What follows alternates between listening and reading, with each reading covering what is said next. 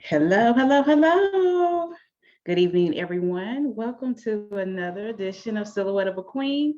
I am Tiffany Devon, and I am a certified life coach and wardrobe stylist, and I style leaders and influencers in fearless fashions. And I am the host of Silhouette of a Queen. And this month, we're doing the entire month of February in Light of the Queen, a Black History Month series. So come on in. Where are you guys tuning in from? Let me know where you are. Sound off in the comments. I can see the comments section. I got two little things going on here. I got my webcam here, and then I have my phone over here, so I can see what you guys are saying. But thank you. If you are new to the Silhouette of a Queen segment, I have been doing this now, what you would call a podcast.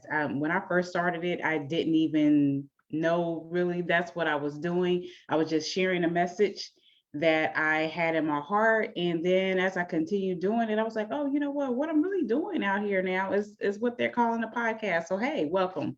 Welcome to Silhouette of a Queen podcast. And I thank you guys for tuning in and watching. So if you haven't done so already, go ahead and click the like, subscribe, and share button. So that way, when I go live, you get the notifications that I am on. So you will be seeing me the entire month of February for this series. So in Light of the Queen, I just want to just read you a real quick snippet of what In Light of the Queen is. We are paying homage to beautiful Black women who have moved or are moving the culture forward with their courage, tenacity, and trailblazing efforts for the advancement and empowerment of all women. So today we stand in their glorious light because of their strength, their fight, and fierce determination. How many of you know that had it not been for the women that came before us and blazed the trail, that we would not be able to enjoy some of the freedoms that we enjoy today?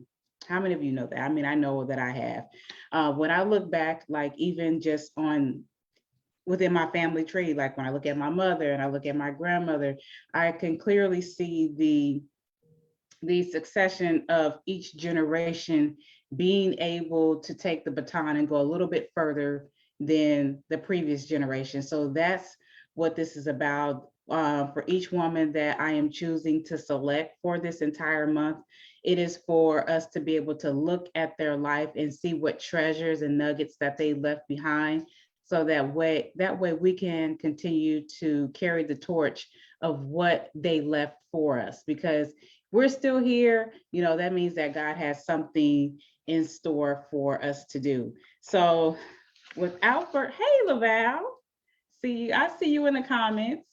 Thank you for joining in tonight.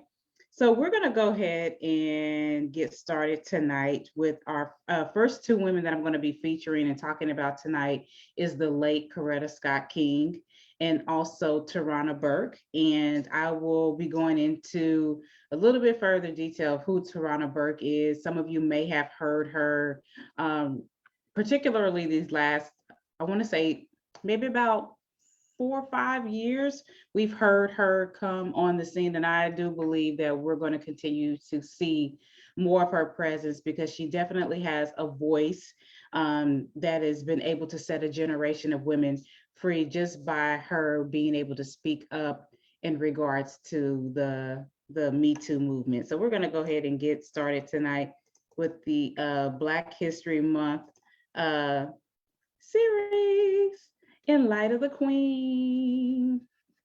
All right. So, Miss Coretta Scott King, as you all know, she's a pretty standing figure in our culture today. She is the wife to the late Martin Luther King Jr. She is an activist and civil rights leader. She was born in 1927 and she died January 30th of 2006. And her quote says that struggle is a never-ending process. Freedom is never really won. You earn it and win it in every generation. So we're going to get into a little bit what Miss Coretta Scott King meant by this quote, because her life certainly embodies that of a freedom fighter. So Coretta Scott King was an American author, activist, and civil rights leader, and the wife of Martin Luther King Jr. As an advocate of African American equality, she was a leader for the civil rights movement in the 1960s. King was also a singer who often incorporated music into her civil rights work. She felt that it was an emotional connection to the messages of social, economic, and spiritual transformation. King met her husband while attending graduate school in Boston. They both became increasingly active in the American civil rights movement. Ms. King recalled, after we married, we moved to Montgomery, Alabama, where my husband had accepted an invitation to be the pastor of Dexter Avenue Baptist Church. Before long, we found ourselves in the middle of the Montgomery bus boycott, and Martin was elected leader of the protest movement.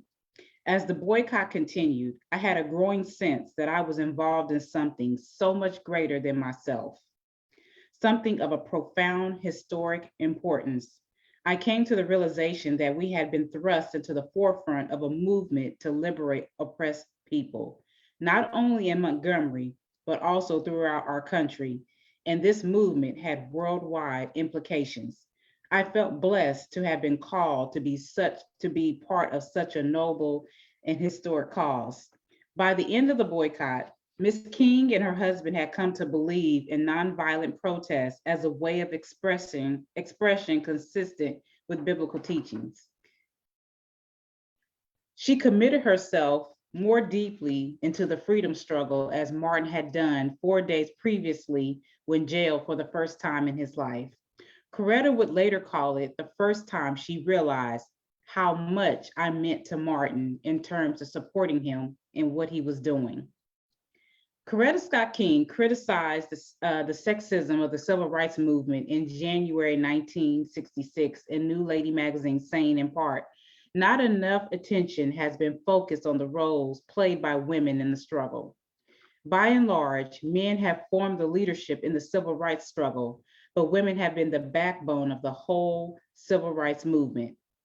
Martin Luther King Jr. himself limited Coretta's role in the movement and expected her to be a housewife. King participated in a women's strike for peace protests in January 1968 at the Capitol of Washington, D.C., with over 5,000 women. She played a prominent role in the years after her husband's assassination in 1968, when she took on the leadership of the struggle for racial equality herself and became active in the women's movement. King founded the King Center and sought to make his birthday a national holiday.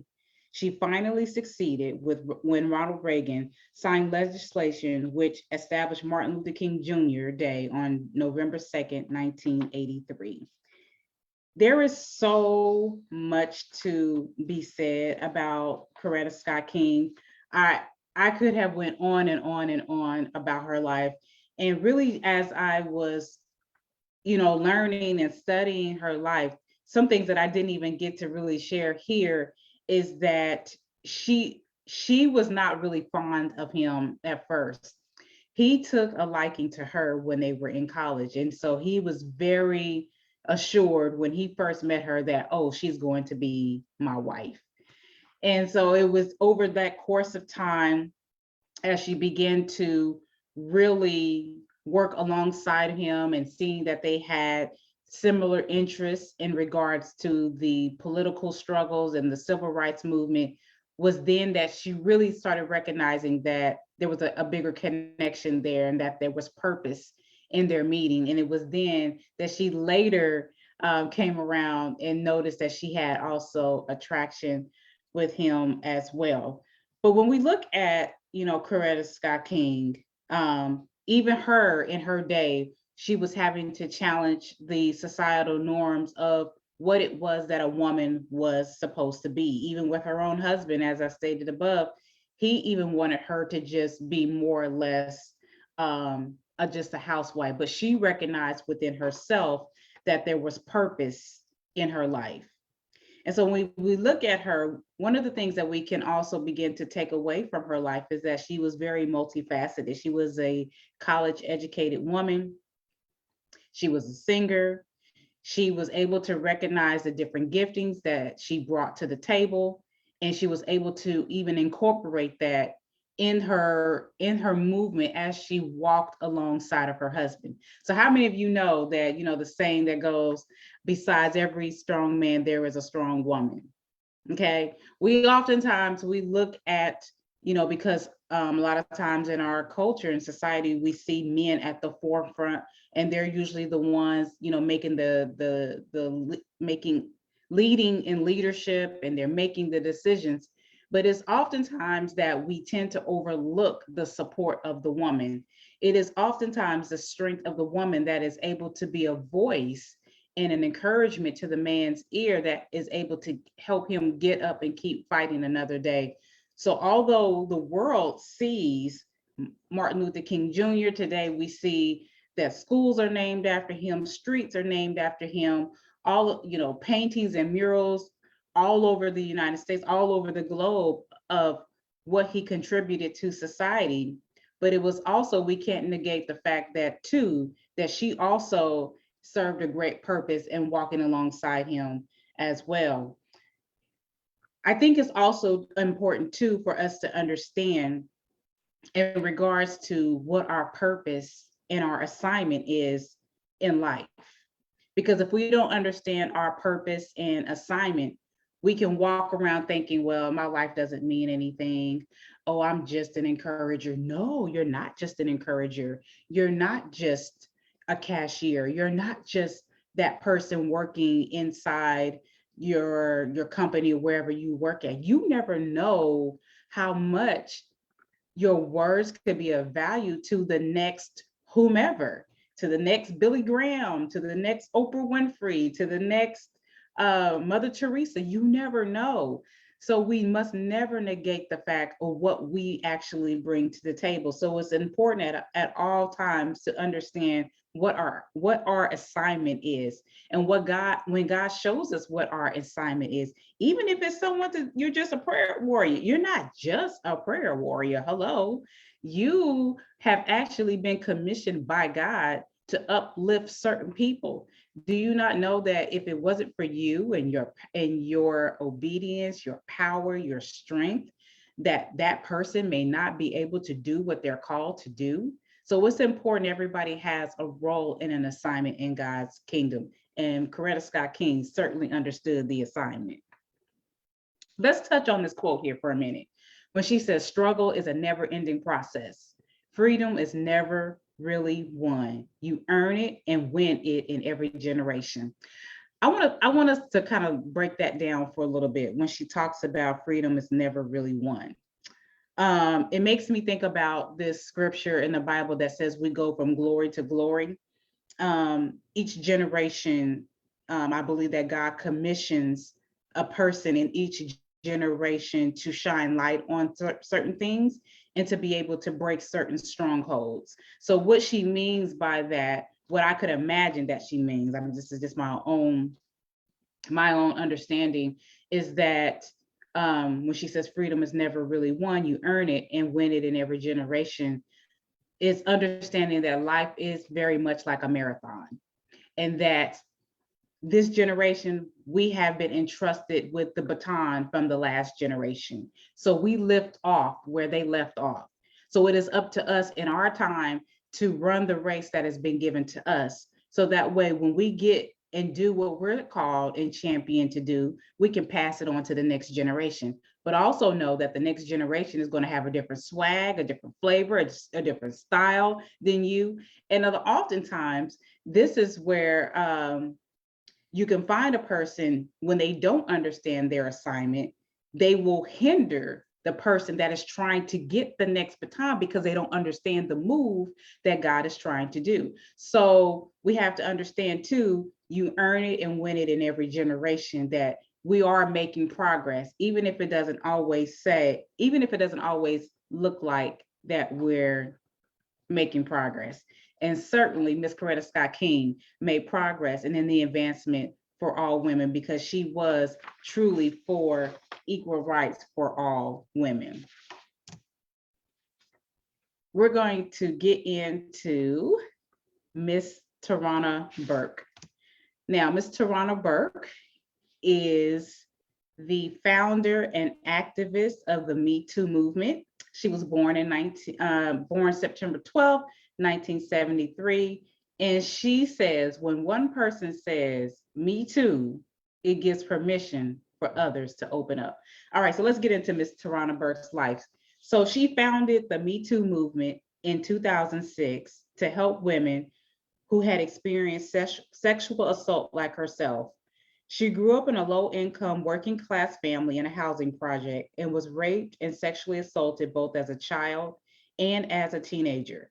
Her mother supported her recovery from those violent acts and encouraged her to be involved in the community. In her biography, Burke states that these experiences inspired her to work to improve the lives of girls who undergo extreme hardships. As she grew older, she wanted to bring awareness of sexual abuse and assault in our culture. But it was not until 2017 when actress Alyssa Milano and other women began using the hashtag #MeToo on Twitter in wake of the Harvey Weinstein sexual abuse allegations. The phrase and hashtag eventually became a worldwide movement. In 1997, Burke met a girl named Heaven in Alabama who told her about being sexually abused by her mother's boyfriend. She says she didn't know what to say and never saw the girl again. She says she wished she had said, me too. After working with survivors of sexual violence, Burke developed her nonprofit, Just Be, in 2003, which was an all-girls program for Black girls aged 12 to 18. Burke organizes workshops to help improve policies at schools, workplaces, and places of worship, and focuses on helping victims not blame themselves for sexual abuse. And so Burke attends public speaking events across the country. And this is the life of Miss Tarana Burke. So if you remember the Me Too movement, I remember when I first started hearing about it, it just completely blew up. But to actually read about and know about the woman that is responsible for the Me Too movement gives it a very solid picture of the movement and who she was, and not the fact that it was just a hashtag. It was actually a real person who had suffered sexual abuse. So Tarana's life is the perfect example of turning your purpose into power, and turning your pain into purpose and power. If we allow it, and this really takes a huge mindset shift, but if we allow God to take the things that we've gone through, the hiccups, the falls, the not so great things, and we allow God to flip it and really turn it into purpose and power, it can begin to bless other people around us. And when I look at her life, Tarana's life, because of her movement, because of her strength, her courage, and her tenacity to speak up, she encouraged a lot of women in the entertainment industry to speak up and say, yes, I've been sexually assaulted. Yes, I've been harassed. And so there was a level of accountability that had to rise up just from these women being able to speak up and find their voice. So as I was mentioning earlier about Coretta Scott King, and each generation has been charged with an assignment to move things forward. If we think about when sexual harassment first came on the scene in our culture in 1991, after Anita Hill accused Clarence Thomas, who was an associate justice of the Supreme Court, sexual harassment, that was the first time that our culture had ever heard or knew of a case called sexual harassment. And it was because of someone like Anita Hill, where it started shining light on a lot of women being able to come forward and say, yes, I've been sexually harassed. But because it was a thing that was taboo in our culture, women did not come forward to say that a man was hitting on them. I mean, I can just recall just my, and I'm 43 years old, but I can go as far back as being in high school where men would catcall you. Hey, oh, you look good. Ooh, or whatever they wanted to say. And there was not much as a woman that you could say as far as like, don't talk to me like that. But there were not any repercussions behind it. And it was almost as if our society did not hold men accountable.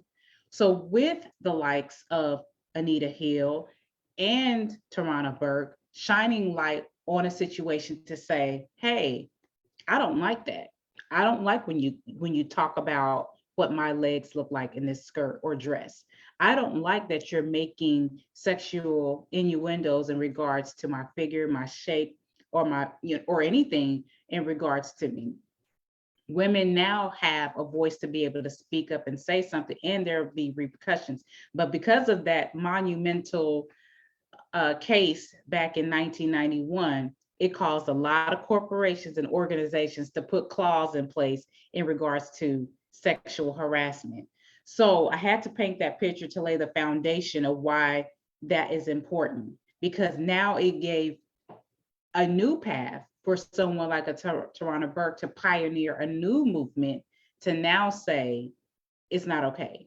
And for men to even come up now and start saying, yeah, it's not okay, and men need to be held more accountable. And so we're now starting to even see men even joining in on the conversation in regards to holding other men accountable, where it was once not, before you just had to just see it and not see it. So that is what we have for tonight in the lives of these two women who were both activists, who were both responsible for leading change in their own right. So the question becomes to you tonight: how do you continue to lead change in your own life? It could be simple, just as leading change in regards to how you lead yourself, accountability to yourself, and knowing that you have such a huge role to play to those that are around you, those in your community, in your family, because we can't change the world until we first start and change ourselves. And I know it sounds super corny and super deep, or it may be a little deep, but super corny a little bit. But Michael Jackson said, heal the world, make this a better place for you and me. Um, Michael Jackson was such an artist. He was such ahead of his time, and he just used his gift of music to be able to bridge the gap between humanity to facilitate healing, joy, empowerment, fun. These are the things that our gifts can do. So do not take lightly what your gift can do. Start on it today. Although this is Black History Month and we are celebrating the lives of Black women who paved the way for other Black women, but they also did it for the advancement of all women. So we get to all benefit from the life poured out that they gave to us. So I want to thank you for tuning in tonight for the second edition of In Light of the Queen, a Black History Month series. And like I said at the top of the podcast, if you have not done so, here is your chance again to click like, subscribe, and share. So that way you can get the bing, get the notification when I go live on next week, because we're going to come back and we're going to talk about two more ladies that have made a difference in our culture. So thank you, ladies, for joining and watching. Thank you for sharing. Thank you for sharing this on your pages. Thank you for the comments. I I see you out there. I appreciate you. And also too, I am rocking my Target has a Black History section this entire month of cool t-shirts. And so I'm wearing one of the t-shirts from Target for the Black History month thing that they are doing. All right. All right. I will see you guys next week.